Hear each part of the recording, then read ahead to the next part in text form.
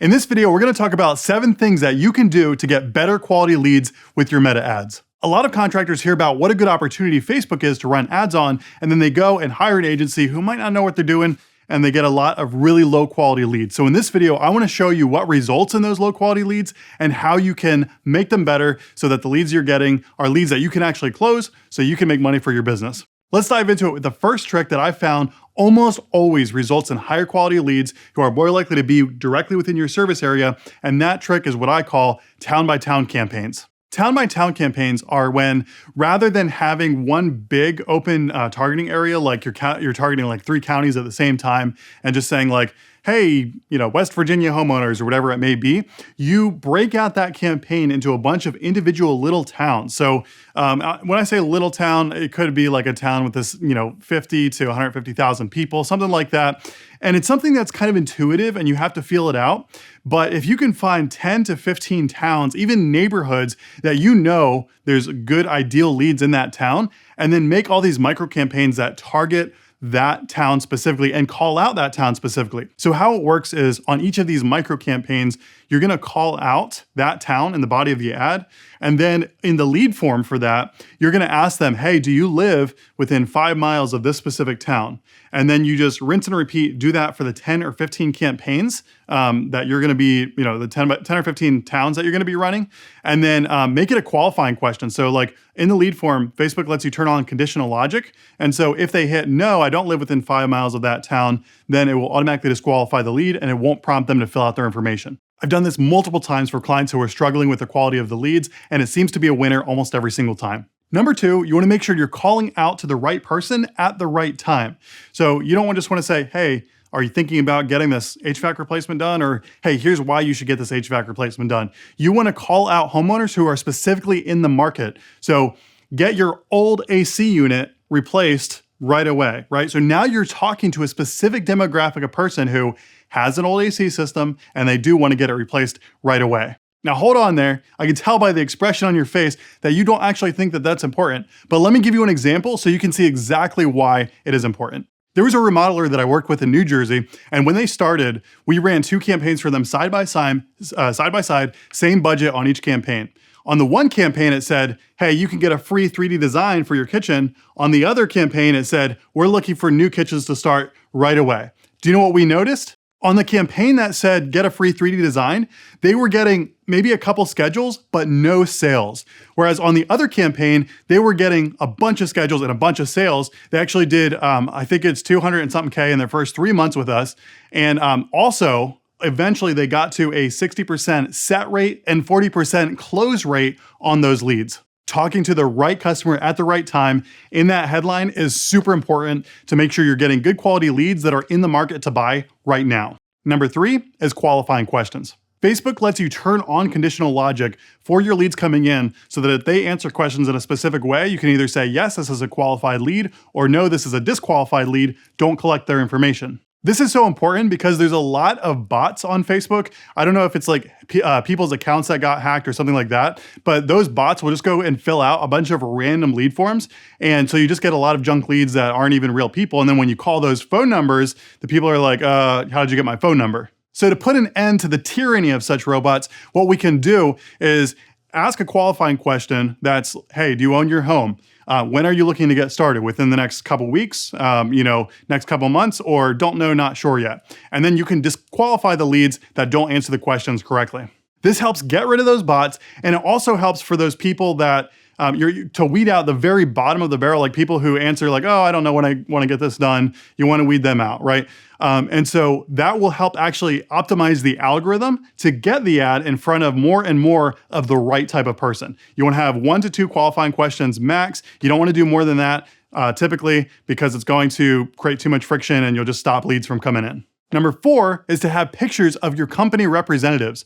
So rather than just a graphic, rather than just pictures of work being done, which all that stuff is good, but having at least a couple images in the rotation of your guys or representatives from your company, or maybe you at a job site working on something with your company brand on the shirt. Because what that's gonna do is the leads who see that, Now it's not a company anymore. People don't connect with a company, they connect with people. So having people in those ads that are representing your company and not in some way that like makes it look like a stock photo or something like that. It could even just be cell phone photos, but having those people will help create that connection with your company, create that connection with those people so that when you call them, now like it's not like hanging up is a little bit harder to do, right? Because now it's a person that you reached out to, they're reaching back out to you. It's not some random company that, is just trying to, I don't know, you get it. Basically, people create connections, have people in your ads.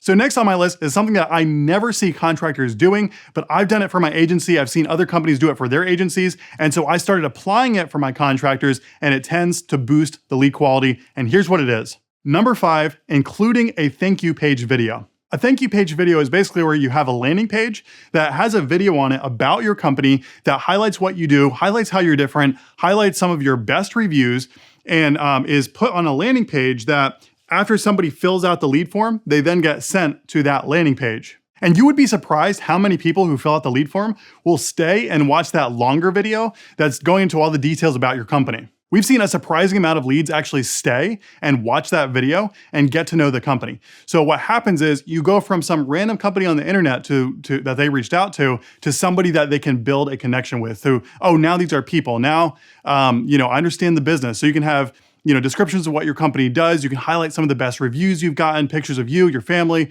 whatever it is, because now you're building that rapport ahead of time before you even talk to the lead. So they're probably going to be more likely to schedule with you, and they're probably going to be more likely to sell. Number 6 is to have an offer that's likely to attract the right type of person. So a lot of companies will have they'll just do whatever generates leads. So it could be like some really low monthly payment or even a weekly payment or something like that.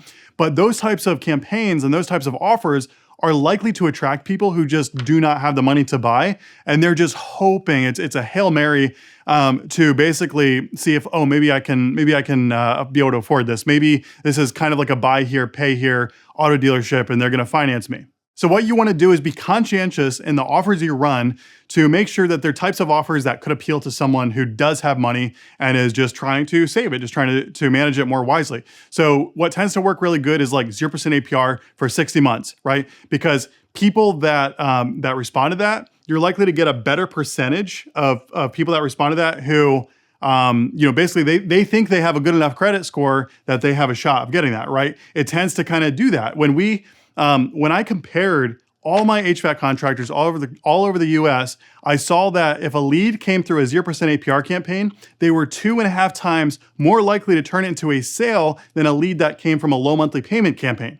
Now, it's different in every market, so you have to test. It's more about me giving you the tools and knowing kind of what perimeters to operate in so that you can go and experiment yourself on those different types of offers while knowing why you're experimenting on them. For example, if you run a campaign that's, hey, get this HVAC system at this low price, or the first HVAC system you buy from us is at this low price, right?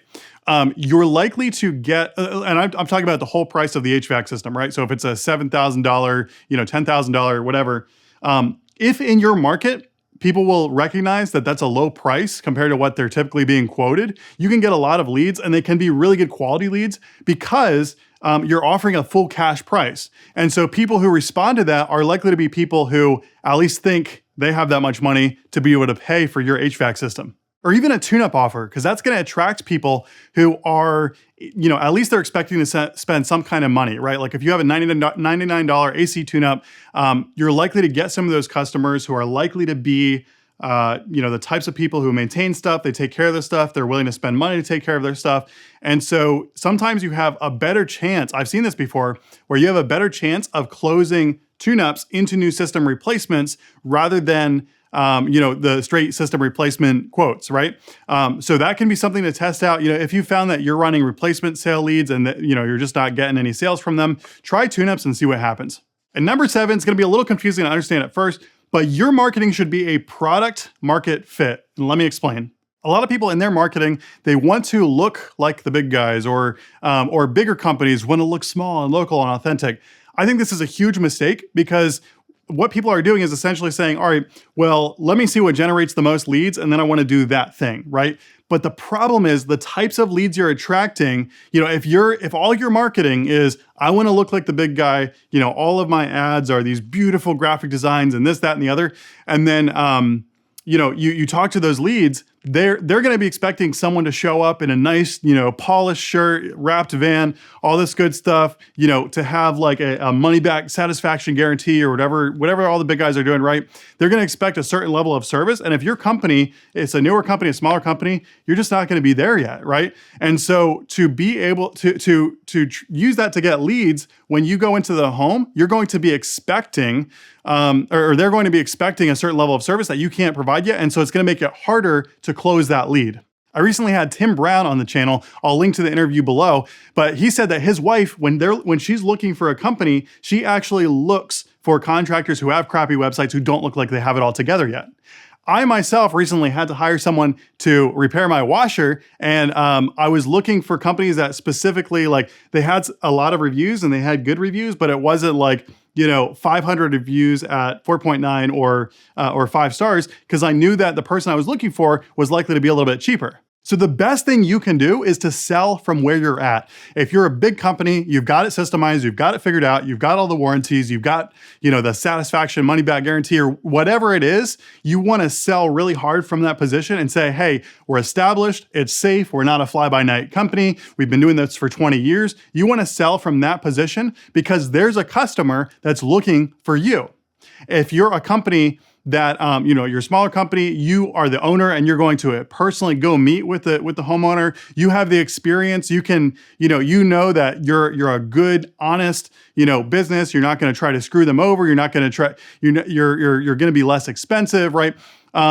Sell hard from that position, right? Everybody has their position in the market, but the good news is that homeowners are looking for specific types of homeowners are looking for specific types of companies to work with.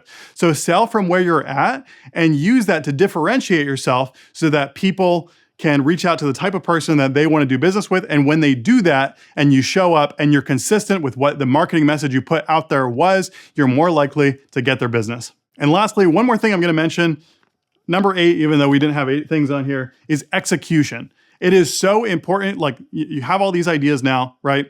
You need to follow up with leads, you need to call leads, you need to text leads, right? But it's not the knowing, it's the execution, it's the doing. So now that you have the ideas, comment below, tell me how you're gonna execute, what you're gonna try next. Tell me if there's something you've seen work on your Facebook ads, something that you disagree that you've seen. Comment it below because I wanna know what your experience has been. I'm always learning, you're always learning, we're all learning together. So let's have a good discussion about it. So if you got some value from this video, please hit the subscribe button, hit the notification bell, and like this video to tell YouTube that I did a good job. I'll see you in the next video.